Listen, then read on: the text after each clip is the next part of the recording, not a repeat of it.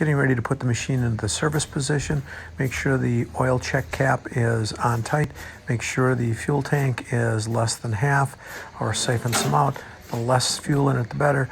Tip the machine forward using your legs to lift and walk around the front once it hits the balance point, and lower it down slowly onto a piece of plywood or cardboard so you don't scratch up the bucket.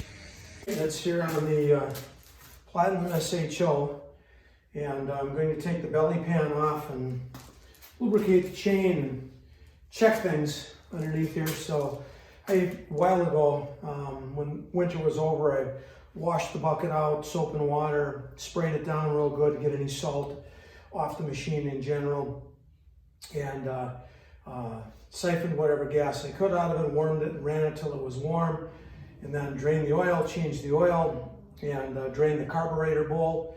And now I'm just kind of getting to the belly pan part of it. I wanted to do this before I put it away for the end of the year. And so I'm just in the process of pulling the wheels off there so I can get at these outside. I took my first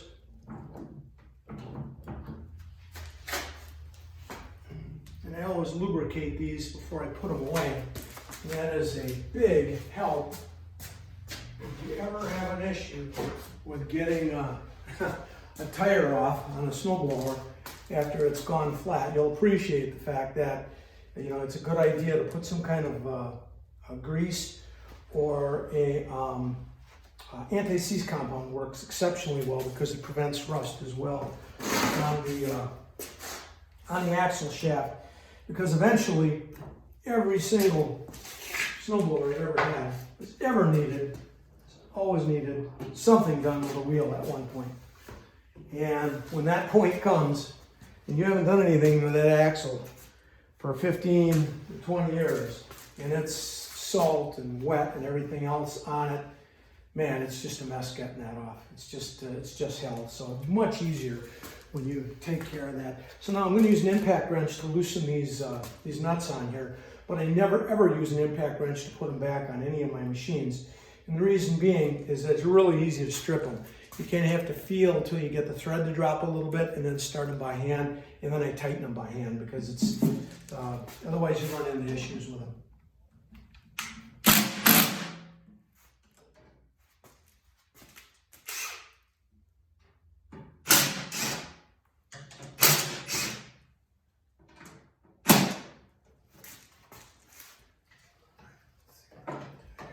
This out of the way.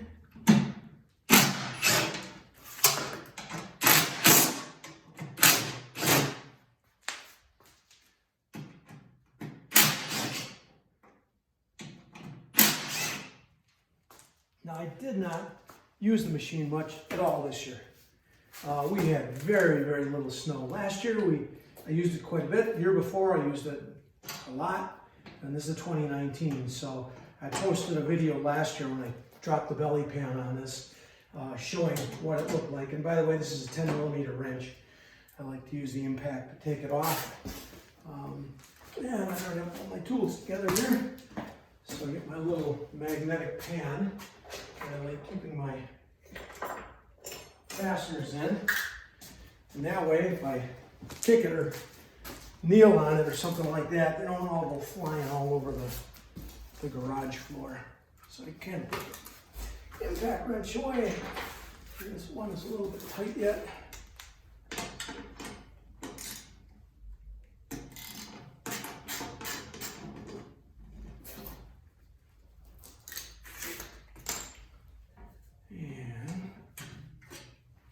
There we go. Voila. It looks really good again. I'll tell you what, you know, I've heard of guys having issues with their machines underneath here, but you know, every year I try to take this apart, and I make sure that when I'm working on it, I put a shop towel over the top of that friction wheel, because you don't want that little rubber disc that goes around and makes contact with that. You don't want that rubbing, getting any lubricant on it at all, because if you do, it'll slip and it'll give you lots of problems. So let me grab a couple more shop towels. do here. And first thing I'm going to do is I'm just going to lightly rub it. Well, first of all, let me get you in here and you can kind of take a look at what it looks like. Now again, this is a 2019, 2 years of hard work, or 3 years of hard work and 1 year of very little work. And you can see what things look like on the inside. There's the friction wheel. And let me grab a hand towel here, my key. By the way, you gotta be very careful when you pull the rims off. You don't want to lose these keys that are in here. Now that one's pretty well greased up, so if I turn this, you can see it spin, but that wheel is in excellent shape. There's nothing the matter with it whatsoever. So very little. So I'm just gonna wipe that hex axle down. I'm gonna wipe this one down just a little bit, being careful not to get anything on there. Just getting any loose lubricant off in places that might, you know, get flung in the process of the machine, you know, being used or being stored or anything like that, and getting onto that friction wheel. You don't want that under any circumstances. Okay, so we're at that point. Man, oh man, even the chain just looks spectacular on this thing. There's no rust at all in there. As I'm going around looking at things, I'm going to zoom out a little bit here. Back you up. There we go. Just see over my shoulder a little bit here. Now the product I like to use on this, and what I've used in the past, is this synthetic lubricant. It's called Super Lube. It's not real expensive. I've got my tripod on the pad here. Let's make sure that that's still reasonable. And I like to use this stuff. It is really, really good in low temperature and high temperature situations. Now I'm putting a little bit of grease on the spindle that is, it's got the flat sides on it. And right now I'm gonna go up and I'm gonna shift the machine. And when I shift it, it's gonna slide back and forth on that spindle. I'm gonna run a little bit of lubricant, that Super Lube, on this as well. And just try to keep anything from getting screwed up on the inside here. And I'm also going to put a little bit, I'm going to hold off on that, on this one here. So right now I'm going to take, and you'll see that friction wheel slide back and forth on there when I shift the machine. And it should go back and forth. And it does, and it goes back and forth freely. My daughter inherited a Simplicity machine from my brother, who was about 10 years old, and it really didn't get much use, and it definitely did not get much maintenance. You just didn't have time to do the maintenance on it, and so anytime you have a problem with it, you pretty much just pay somebody to fix it for them. But so again, I'm gonna take my finger and run a little lubricant, a little bit of that Super Lube on here. And that way when you go to shift from gear to gear with your machine, it will be smooth no matter how cold it gets. And like I said, this Super Lube is really, really good stuff. So again, now I've got the entire axle, or the entire shaft there, lubed. And so I'm gonna run that back and forth a couple times on there, by shifting the machine from reverse all the way through sync, run it back and forth a few times, and then I'm going to leave it way over on this side so I can get at, no, I'm going to put it on the other side, my mistake, so that I can get at the chain real good and get that chain all lubed up. And not even, you know, like I said, I'll be honest with you, I used the machine twice this year. That was it. We had one about a 6-incher and one about an 8-incher, and that was literally the amount of snow we had this year that I needed a snowblower for. And a little bit on the chain, and I'm going to get that chain so that it comes around. And when it comes around, okay, too much lubricant can be worse than not enough lubricant because it attracts dirt. I had a grandfather that was a machinist, and he was a real stickler for not putting too much lubricant. He was an extremely good mechanic, but he was extremely fussy with stuff. Okay, now everything's looking really good. And I see I got a little bit of grease coming through in here, so I have a feeling I might have overdone it a little bit when I ran grease into the Zerk fitting last year. So I'm going to hold back a little bit, and I can kind of see it. And I'm kind of pulling it out with my fingertips right now, because I don't want that flying around in there and getting on my wheel, on my friction disc. So again, I'm just getting in there, getting that little bit of grease out of there that's rotating around and is laying in there. I got one more little glob right there. And if I wanted to be really anal about it, I suppose I could go in the house and get a Q-tip and run a Q-tip over that, but that fussy, I'm not. I'm fussy, but that fussy, I'm not. All right, let me go over and grab my grease gun. I'm gonna put just a little bit of grease on that Zerk.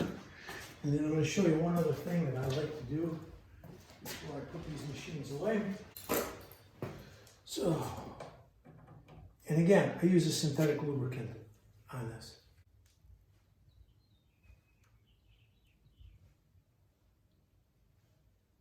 Okay, that should do it.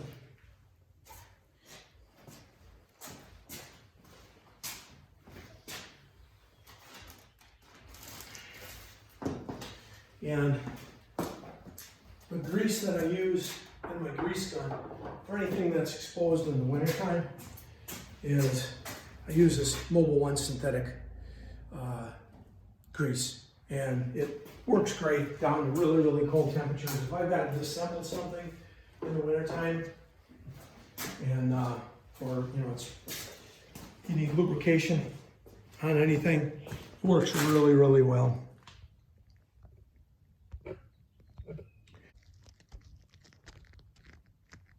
There we go. All right. So we're at that point now where everything's pretty much lubed up there. Now, before I put the tires back on, I'm going to wipe these axles down, and they look like they're, whoops, there goes that key, in really good shape. Now, here's another thing. These fittings on the Ariens, on the old ones, I noticed that they really never like rusted or anything. And these, you got to just keep a light coat. So I just put a light coat of super lube on them, and it's where the axles pass through the machine, the housing there. And we'll wipe that little bit of grease off of there. And I'll do the same thing over on the other side.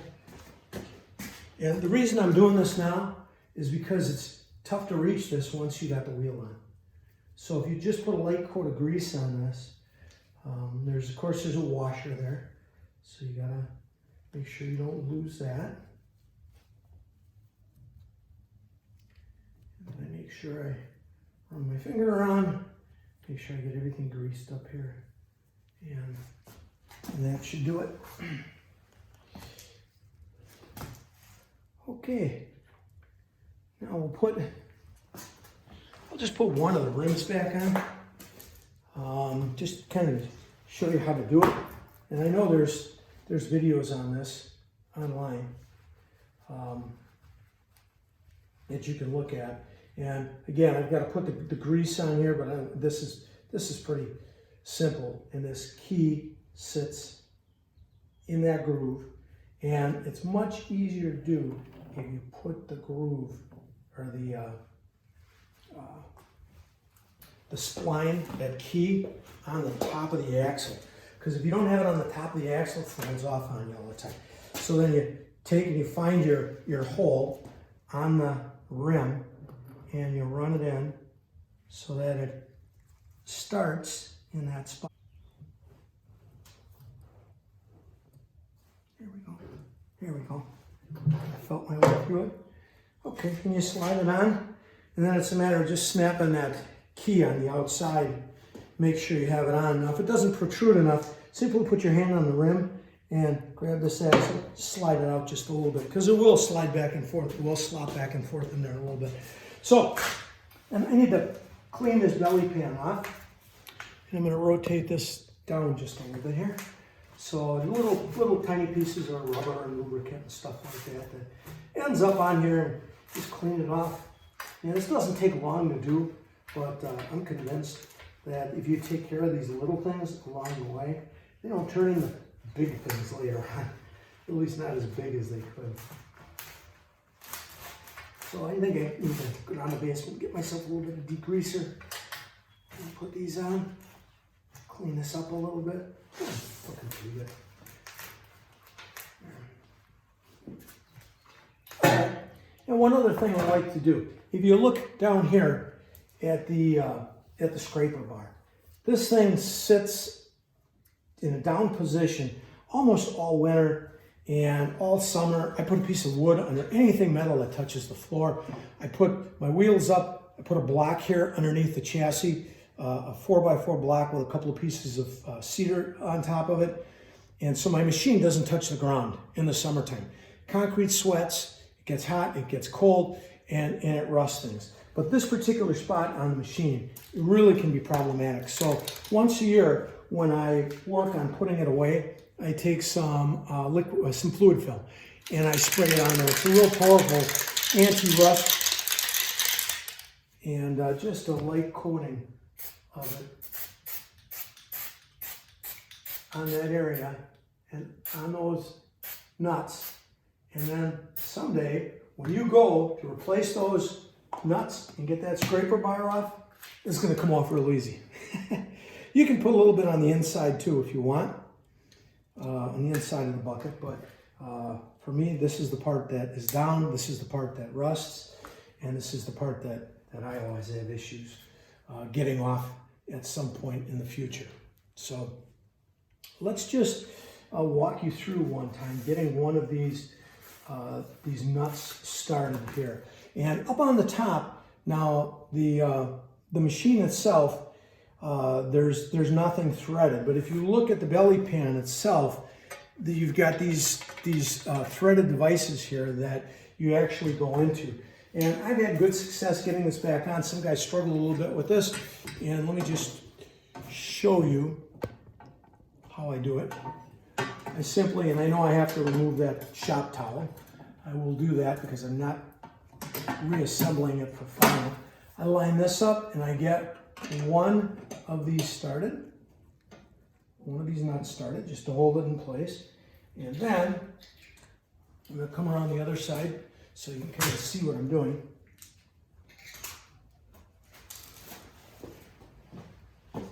I take one of these 10mm fine thread bolts and I line it up, make sure my hole is aligned, and then I try to go forward with it. If I feel resistance, I back up until I can feel it drop. Right there. If I feel it drop,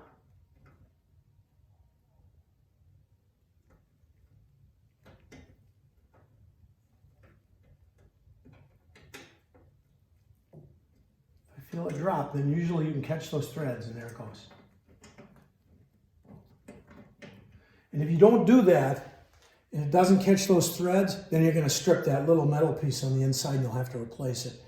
So there's just a little tip for you. You just back the nut up until you can feel it. You just feel a little drop, and that's where the threads are about to catch.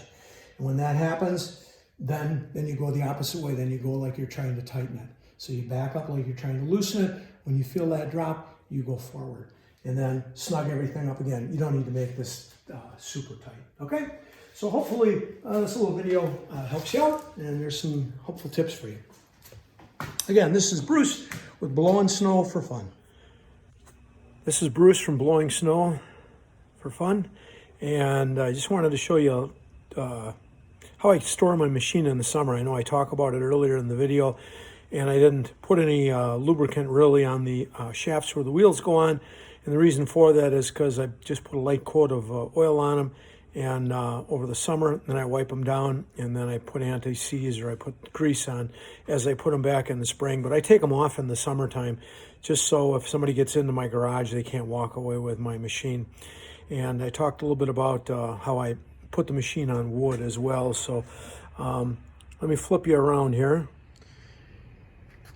And here's my machine sitting in the corner. You can see the garage rails on it. You can see the pieces of cedar strips I have underneath the front end. I put them underneath the skid shoes to give it a little bit of extra. So after the machine's all cleaned up and I get a coat of wax on it and most of the other stuff is done, I put it in the corner and I put a cover over the engine. My father was a stickler on that. He said if you didn't do that with lawnmowers and snowblowers and things like that, then all kinds of dust and sand and dirt and crap got in them in the off season, and it was bad for him. So I've kind of that's kind of carried over with me. So you can see the top of my machine is up against the wall as well, and there's my engine uncovered. And I talked a little bit about how I store the machine with a board and a 4x4 piece of pressure treated wood, usually underneath the back end with the wheels off. So with both wheels off of it, virtually there's, unless somebody's pretty strong, there's no way for them to really walk away with the machine. And it takes up less space in the garage, and I don't have to worry about anybody moving it around and messing around with it and banging it into something on me in the off season. So again, it's Bruce with Blowing Snow for Fun, and I just wanted to show you a little bit of how I store my machine over the summer.